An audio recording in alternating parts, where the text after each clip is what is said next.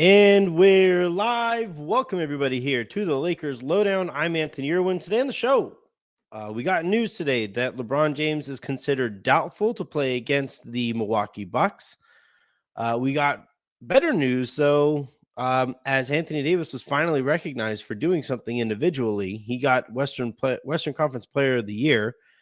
The Lakers got some help around the league, from the San Antonio Spurs specifically. And then it was one of the weirder days in sports that I can recall in a little bit, in that you had Shohei Ohtani doing a press conference on the fact that he didn't, or I guess it's hard. I guess it's too early to say the fact that, but according to Shohei, he didn't do any gambling, that it was all his former translator. As he's holding this press conference, news drops in the NBA that Jontay Porter pretty clearly appears to have been betting on himself, and potentially like doing some stuff on the court to make sure that those bets would convey to the benefit of others. So you got that. You got him potentially throwing games, and then if there's time, there's a question here in the iTunes mailbag that I want to get to really quickly as well. Let's get to all of that here in a second. But first, please do hit that subscribe button if you're watching live on YouTube. If you're watching on Twitter, please hit that. Head on over to youtube.com/@LakersLounge. If you're watching or listening in the morning in podcast form, hit that subscribe button everywhere that you get your podcasts, preferably Spotify preferably Odyssey. And I am Anthony Irwin of Lakers Daily. Last thing here, and I'm going to start saying this more often in these shows. If you have friends who are looking for Lakers content and stuff like that, let them know, hey, there's this weirdo who appears to know way too much and he probably should know about things that are going on with the Lakers. Maybe, little annoying when it comes to some of his stances, and a little too stubborn about almost everything, but he has guests that you might like. Yeah, I got to get back to figuring out how to sell the show. We start, though, with news that LeBron James is now considered doubtful against the Milwaukee Bucks, first game of this road trip. And you can kind of see why the Lakers would maybe do this. If they have this is the front end of a back-to-back, and they might consider this game less winnable than the back end of it. They have some winnable games ahead on this road trip, so you may as well rest LeBron up as much as you possibly can, so that you can definitely take care of business against those other teams. So you can kind of see this one coming a little bit, as much as you can with LeBron's availability. And, once again, right, there was no talk of this after the last game. You knew it was a back-to-back, and maybe it was kind of optimistic to hope that he would play on both ends of it. But I just keep on kind of chuckling at like the way that the Lakers kind of handle injury information, where it's just kind of like, well, let's talk to the player. We don't do that here. So yeah, the thing that I would kind of point out here with LeBron missing this one, Rui has tended to play pretty well in games that LeBron didn't play in. There's some overlap between their two skill sets and the areas on the court that they would like to fill, especially offensively. And, Pascal Siakam really kind of took it to Rui in the last game, so much so that, Darvin went with Cam instead of Rui to finish. Some of that might have to do with how Cam played against Tyrese Maxey and stuff like that. But, I'd still prefer to have the more talented player out there. This is kind of a big one here for Rui. Kind of get back on track, see what you can do being physical with Giannis Antetokounmpo and a big Milwaukee Bucks team. They are just a big group, and especially now that Chris Middleton is back, I believe he's playing in this one. So yeah, I do believe that I think Rui will play pretty well here. I'm hoping he does, certainly. And for Anthony Davis, Giannis always tends to really kind of take it to his chest, and I would like to see AD respond well physically to that challenge as well, especially with LeBron not out there. I don't think that this is like a surefire loss for the Lakers here. The Bucks have been kind of volatile this year. They're running a lot more pick and roll with Dame. Obviously, we saw the Lakers beat the Bucks once this year, as Harrison came on right afterward to laugh at Damian Lillard. And I do kind of think, I do kind of wonder if the Lakers can maybe sneak one here, even without having LeBron. Yeah, you're playing on the road. Yeah, it's the first game of a road trip, and sometimes that travel can kind of mess with you a little bit. And there's some stuff here going on though with that matchup between the Lakers and the Bucks that make me wonder, maybe, just maybe, at the very least, can you make a game out of this one? And can you rip off an extra win here that really takes advantage of some of the help that you got elsewhere around the league, which obviously we're going to talk about here in a second. Before we get to that, though, I want to talk about Anthony Davis. He finally gets recognized for something individually. Um, I I I want to be kind of not careful. I don't really care what people think about like my stances on stuff like this, but I do really feel like Anthony Davis is like one of the more unique players in terms of the narrative surrounding him. Um I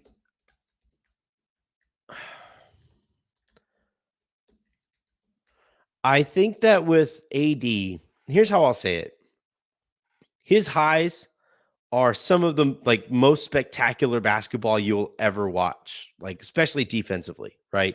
And when he has it going offensively and defensively at that level, like he did in the bubble a few years back, I remember the conversations after that one was like, man, could this guy really be like the best player in the league? Right. And he has that kind of talent. For whatever reason, he doesn't always play up to that level. And I think the gap between floor and ceiling with him is pretty frustrating as well. But I also think that like the way that people talk about him, you would think that he's just like, some kind of schmo. And especially the way that he gets talked about around the league, where he's not really going to be considered for Defensive Player of the Year this year, despite holding together an absolute disastrous defensive roster, especially once Vanderbilt went down, and missed as much time as he's missed this year. You guys hear me, right, talk about Anthony Davis. I can get frustrated with him too, but I can also acknowledge that this guy is just incredible. And for some reason, those conversations about AD kind of leak into his perception in the like and his availability or his candidacy for these types of awards and this type of recognition. And that's always been really weird to me. I don't know if there are people still holding against him the way that he left New Orleans, which, certainly a choice. I understand why people in New Orleans would do that, but I don't know really why the national media would do it, especially the people who vote on stuff like this. I maybe it's that inconsistency and some of the availability stuff that people get kind of annoyed with. Okay, I could kind of see that. But it's super weird given the basketball that we've watched him play this year that this is the first time this season Anthony Davis would win this award. You look at the numbers he's put up in some of the weeks that he's had, and yeah, he's doing so in a stacked Western Conference that has some guys who get more opportunities to compile offensive stats, and that's usually the basis for some of these things. We just suck at talking about defense, and I think that obviously plays a role here as well. But it's just super weird that, like, for whatever reason, this guy just can't quite get that respect. I remember heading into the season, they were talking about like best defenders in the league, and he didn't get enough votes to get like a percentage point. He was like also received recognition type of respect for Anthony Davis. And that's absolutely insane. I don't understand that. Like, that doesn't make any sense to me whatsoever. So, seeing this and seeing him get this recognition, he's the kind of guy who most of this type of conversation kind of rolls off of his back, kind of like water off of duck feather. But I do think, though, that he's also a very kind of thoughtful guy. And I'm sure there are times where he's sitting there wondering, like, what do I got to do to like get into those conversations? And some of it is there is stuff that he can literally do to get into those conversations more regularly. But yeah, this was good to see for him. I'm sure he's enjoying this. I know that he's probably going to give a quote about how what matters more is team success, and his focus is on getting the Lakers to the best seed that they can get, or getting them playing the best basketball they could possibly play as they get ready for the play-in or playoffs.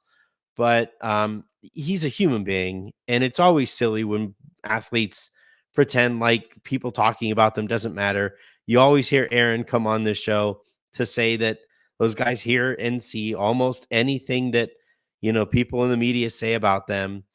They have people who point that stuff out to them, and they're humans, right? They want to be talked about in a positive way.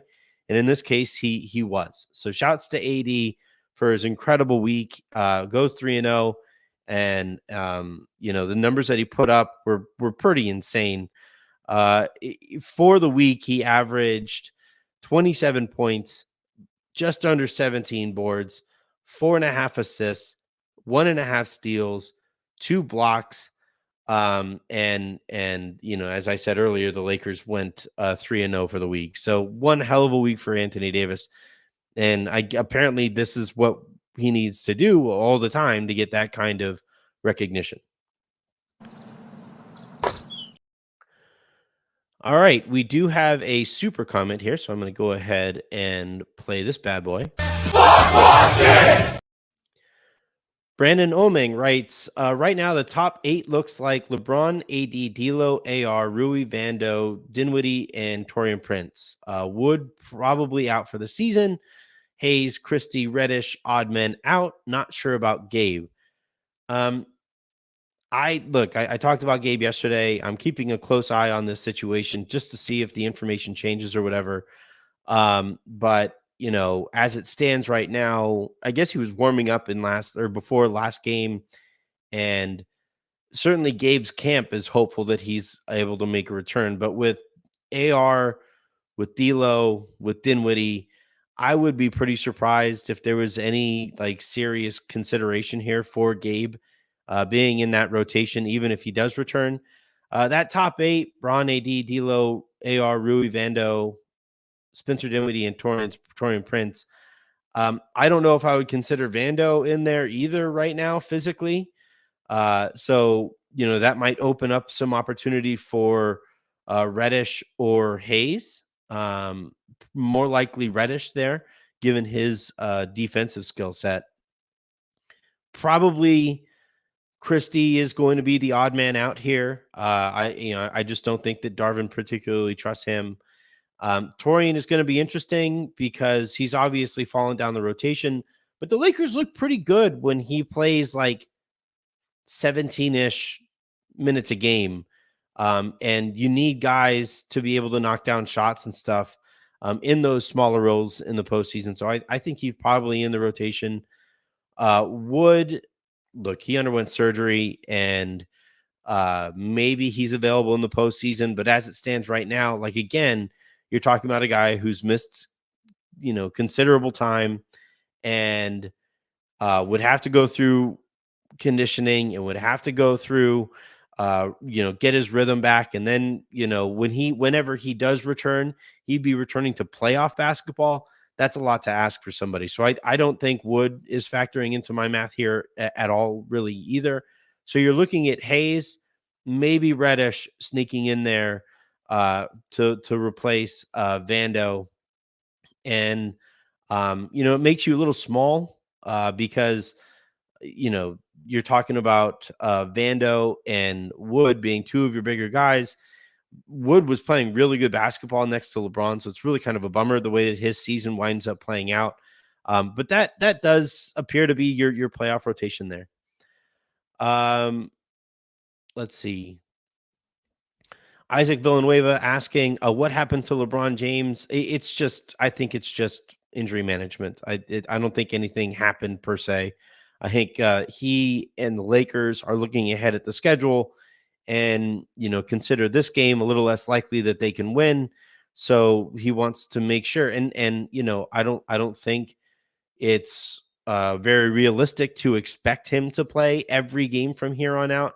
So they kind of looked at this one as like, well, we'll see how this one goes, and we'll make sure we can take care of business against the teams that you have to stack wins against. Excuse me. All right, I'm going to go ahead and answer a iTunes mailbag question. Maybe talk a little about Shohei Ohtani and get you guys out of here. All right, so the iTunes mailbag question is kind of navel-gazy, so I'm not going to spend too much time on it. This is from somebody with a bunch of question marks in their name. Who is the most surprising listener you've ever heard that was an active listener or maybe tuned in a few times that caught you by surprise? And follow up on this, if it wasn't someone in the league, obviously you've had Lonnie on the show. But have you ever heard of any player, old or active, that was a Laker that listened to the pod? All right. So players actively listening to the show, that doesn't, I don't think there are too many players that are listening to like podcasts about the team that they play on. Most of those people have handlers that tune into that stuff and make sure that people are talking about them correctly. I do hear that players hear about things that I say, but I'd be pretty shocked if somebody was like subscribed to the pod, a player was actually subscribed to the pod. In terms of like non-players, and in terms of league personnel, I've been told people really high up in the organization listen to the show. Rob in particular. It'll be interesting when I go to Vegas this next year, what those conversations look like between us two. That'll be interesting. But no, the ones that really kind of take me aback are the people who I've always looked up to in the industry. You guys know me. I talk a lot about the industry. I care a lot about this stuff. And there are a lot of people I really look up to. Doris Burke has told me or has made it known, I guess, that she listened to Locked On Lakers and then listened to the stuff at Vox and then does now with this stuff. The day that she followed me on Twitter, I actually bragged about it to Jen and scored some points there. She really likes Doris Burke. But there are other like people kind of like that, like the people who I'm always kind of taken aback where I'll meet somebody in Vegas and I'll say, oh my God, I've followed your stuff for years. Really big fan. Really nice to meet you, blah, blah, blah. And they're like, no, we love your stuff. And I'm like, why? Oh, well, I appreciate it, but why? It's always a kind of a cool feeling there. All right. I am going to, I don't like talking about myself. So I'm going to just move on awkwardly. Last thing I wanted to talk about today was a super surreal moment. And Isaac Villanueva is asking, right, do you think Ohtani will be suspended? Look, I'm not a baseball guy. I would be pretty surprised. I mean, they're going to go through a whole investigation, and we'll see how that turns out. Ohtani sounded pretty adamant that this was just his translator. There are certainly questions, right? Like, I can't imagine his translator was making enough money personally to be able to have like a $4.5 million gambling tab that is alleged to be the number here. So that certainly seems a little weird. Most bookies. Now, the one thing I would even say there though is once a bookie realizes that you're good for it, and if Ipe was stealing money from Ohtani to pay off those debts, and was showing the bookie that he was good for the money, the bookie is just going to keep taking the money. That's why gambling is so scary, because of how addictive it is. And, those bookies don't give a single bleep about you. So, in this case, that if you want to answer one of those questions that way, you can. I obviously would have preferred for Shohei to answer some questions today from the media, asking how did you just now find this out? Like, what is your relationship like now? All of those things. Like, I would like to know some of that, right? If Ipe is made available ever, I'd have some questions for him, obviously, too. And there's going to be an investigation to figure some of the stuff out. What was super weird and super surreal was, as all that is going on, Woj comes out with a report that Jontay Porter is being removed from the lineup for the Toronto Raptors because of some like weird betting on his part, or betting on his numbers, that he kept on coming in on the under. And people were betting huge amounts of money on Jontay Porter's under statistics. And they're conducting an investigation there as well as to whether or not Jontay was aware of those things, and whether he did any of that betting himself. And the reason I say surreal, and I keep using that word, is it reminded me, obviously not apples to apples in any way whatsoever.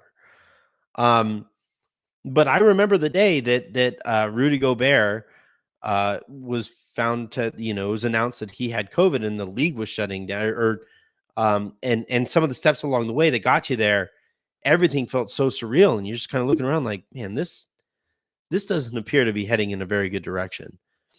And I'll never forget, like, I remember Jen and I had just gone out for sushi. We were we were waiting to pay our bill, and the news comes out about Gobert, and I'm like, babe, we have to go. So I just dropped cash on the table that would more than cover the tip, and then got out of there, right? And so I got out of there as quickly as I possibly could. Excuse me. And so I'm like, I'm looking today. I watched Shohei's press conference live, and this dropped. So I'm like, this feels like one of those moments that we're going to kind of look back on and laugh as we still try to navigate these waters with gambling. And they're super tricky. They just are. Like, gambling is very addictive. It is, hugely, hugely addictive. And I personally have a very addictive personality. And as a result, I basically just, like, I have my amount of money that I will sometimes play with, but for the most part, like, I am very careful about the way that I go about that, and the way that I talk about it on the show, right? And all of that stuff. And it's something that, like, has ruined millions of lives in the past. And for a long time, the NBA wouldn't even have a team, still doesn't have a team in Vegas, because of potential connections to gambling. And now you have League Pass basically, like, fielding bets while people are watching the show. Meanwhile, like, there are going to be kids watching that, right? Like, and even by kids, like, I'm not talking about like my kids' age, but you're going to have an entire generation of kids that grew up around sports, and they are going to, be looking for the adrenaline hit that comes from winning a bet. And we're getting them into that behavior really early. And, that makes me a little nervous. And all while this is going on, shoot, a lot of this is paid for with gambling revenue, ad revenue that comes from gambling companies. And there's a conflict of interest when it comes to the people who are talking about this stuff, covering this stuff, reporting on this stuff, and their bosses and their bosses, corporate partners, who probably don't want the extent to like the kind of filthy underbelly to be of this culture to be discussed by their corporate partners. So I don't know how that's going to go. So like while Shohei's thing, like it's obviously interesting, and we'll see what happens with his potential suspension or whatever fallout that comes from this. And obviously going to keep an eye on the Jontay thing. And we have heard of NFL players and college athletes getting in trouble with gambling issues of their own. And I am just kind of nervous about the really fast rollout to all of this. Like one day you just woke up and it was like, oh, this is okay now, huh? Because I've always been interested in this stuff. I'm pretty good at math. I spend a lot of time looking at basketball and looking at sports, played fantasy football and basketball, basically my whole life, my whole adult life. And, for me, given how addictive my personality is, I understand how aware of those things I have to be here moving forward. And I'm a little nervous at how quickly we went from that is absolutely taboo to nah, it's all right. Like and then not only is it it's all right to like no, like keep betting. The NBA is like, come on, get on in here. Let's have our fun. This is only really that much fun if you have action on the game. And I'm like, this is something that we want to like really hug that way. And yeah, so the whole situation, I don't know what's going to come out of it. I do think Jontay Porter is probably going to get the book thrown at him, which is super ironic given how lenient the league has been with some of the other stuff that has taken place this year, right? Freaking Miles Bridges is still playing. No real book thrown at him. So I'll be curious to see like how this Jontay Porter thing comes out. And I do think that there's probably going to have to be more transparency, not just with the league and the players for what they are allowed to do, but like the league and us to tell us like what we should maybe be looking for. And I think the league might rely on us, but that feels kind of gross also, while we are again making, gambling money is basically holding up the entire sports media industry right now. All of the biggest partners basically are gambling partners. And so that's going to make all of this tricky as well. So I started by saying this was a real surreal moment earlier today. And I'm kind of looking at this and I'm like, yeah, eventually I think we're going to be heading towards a kind of moment of reckoning on all of this stuff. And I do kind of think whenever that comes, I'm probably going to look back on today and be like, that was kind of a silly day that I can't help but think about here moving forward. So, yeah, I again, to those of you who do participate in that stuff, be careful, set a limit, don't chase bets. If put your like just really regiment the stuff is essentially how I do it, right? And only gamble on stuff that you feel super duper confident about and go about it that way. But I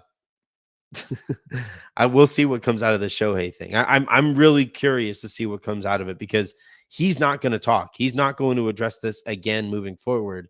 His team is very, they rule with an iron fist in terms of access and reporting about him. The Dodgers are obviously in, like, pardon the pun here, but pot committed with Shohei. So they're going to have to support him as much as they possibly can as well. Ippei seems to be like a really kind of fraudulent character. But that's always the first steps with these kind of scandals is to throw dirt on the other person, to make the accused or potentially accused look better. I don't know where this is going to go. Hopefully not too far, and hopefully we get to keep on watching Shohei play for the Dodgers, I guess. All right. That is enough me kind of waiting around and all of that. And let's move on. All right. Last thing before we get you out of here, we have the Lakers will be in action tomorrow or tonight by the time you guys are listening to this. It is a nice early tip for myself. I'm very selfish on these matters. It is a 7:30 Eastern daylight savings time tip, which makes it a 6:30 tip my time, 4:30 on the West Coast. So hopefully we're all all able to catch that game. Again, I do think that the Lakers can be competitive in this one. We've seen it before. We've seen the Lakers play well in some spots without LeBron. I think they have enough on-ball creativity to help the offense. The defense will suffer a little bit because they just don't have very much size with LeBron out. But yeah, we'll see how this one goes. We'll see how this one goes. So until then, and until the next time you guys hear from me, I'm Anthony Irwin saying have a great rest of your day. Make somebody else's, and I'll talk to you tomorrow.